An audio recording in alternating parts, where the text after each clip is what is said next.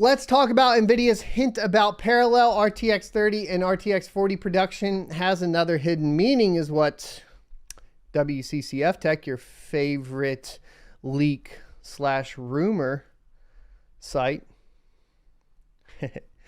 as interesting figure of speech spotted by Tom's Hardware, seems to imply that Nvidia will be sustaining the RTX 30 series parallel to the upcoming RTX 40 series, at least as far as some bread and butter models go. The quote in question comes from Nvidia CFO Colette Kress at the Morgan Stanley Technology, Media, and Telecom Conference. That said, there is also another thing that it heavily implies that I believe everyone has missed.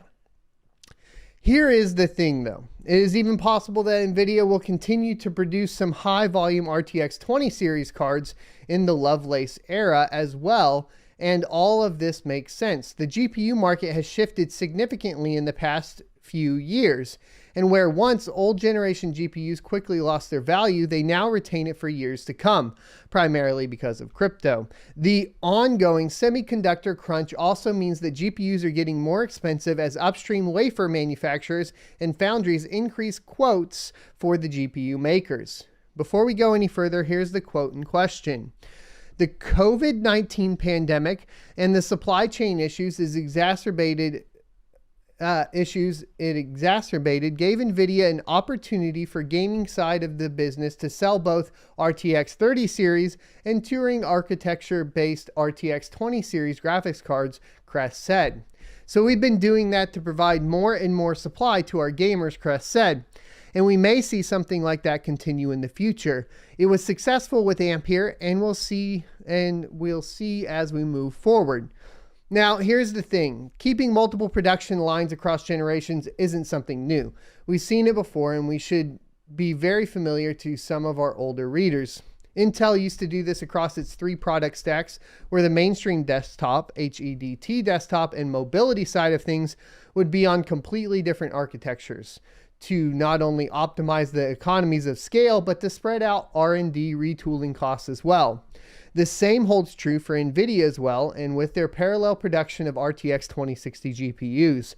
They are able to optimize volume for a major market segment, but there might be more to the story as far as the particular hint goes. That is where the second angle comes in. Intel and Nvidia's historic use of parallel GPU production has always been restricted to a staggered approach, where the market segments were spread out across different architectures. This was done simply to optimize costs. All-time volume GPUs essentially came from the same wafer allocation. With Nvidia getting ready to move to TSMC for their Ada Lovelace series, this approach presents another major advantage. They could continue to produce their high-end 3080 Ti and 3070 Ti GPUs, etc. at Samsung, and at the same time produce the 4080 Ti and 4070 Ti GPUs at TSMC. Since these are 2 separate foundries, producing 2 product lines will not eat into the same allocation at all. In fact, considering the market exists in a serious undersupply situation, there's no harm in going for this approach. The ridiculous advantage this tactic would give Nvidia, both in terms of revenue and market share, means that I have a feeling we will see a lot more than just continued RTX 3060 production at Samsung. Keep in mind, there are some caveats associated with this bold, educated speculation. Firstly, upstream wafer manufacturers are running at 100% capacity, and the semi-industry exists in a zero-sum game, which might limit to some extent the doubled allocation theory. That said, the zero-sum does not apply at micro levels when talking about specific products. For example, I doubt any of my readers care whether Samsung fulfills Nvidia's allocation by taking away from some smaller players. What is incredibly likely is that Samsung will do everything it can to retain Nvidia's account, and the company will very likely walk away with double allocation sizes. If TSMC, which is chocked full with orders, can make space for someone as big as Nvidia, Samsung certainly can as well.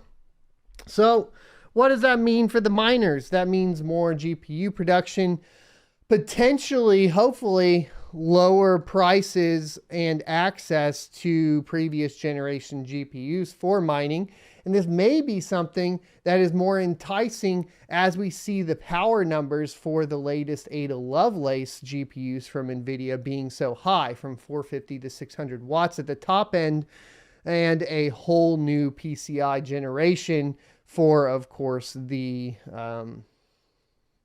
power adapters. So it may be a good idea for a lot of miners to wait and see, what this production looks like.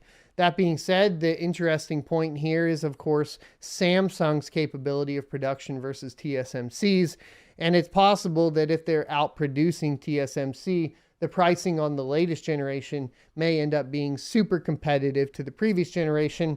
That in conjunction with the dwindling crypto markets and, of course, the threat of the merge from Ethereum means that on-shelf GPUs would probably start stacking up. We already see that happening. It's just the pricing really hasn't followed quite suit yet. We've seen about, another 30% reduction in basically MSRP costs, buying them off the shelves. That's good, but they have to come down lower. It's interesting. I think part of the problem is, if they want to sell those old cards and they want to sell them to home miners, they're going to need to get rid of the light hash rate locks. And I wonder if that's something that is on the table for them right now. Like if they're doing bad enough and then they want to get rid of a whole bunch of old stock, remove that light hash rate unlock or lock, and then you're golden. I hope you enjoyed this clip from the Crypto Mining Morning Show every Monday through Friday, 7:45 a.m. Pacific and 10:45 a.m. Eastern Time. You can check out more clips here, or if you're interested in checking out the entire live show, you can check that out down here. Thanks for watching, and I'll see you next Tuesday.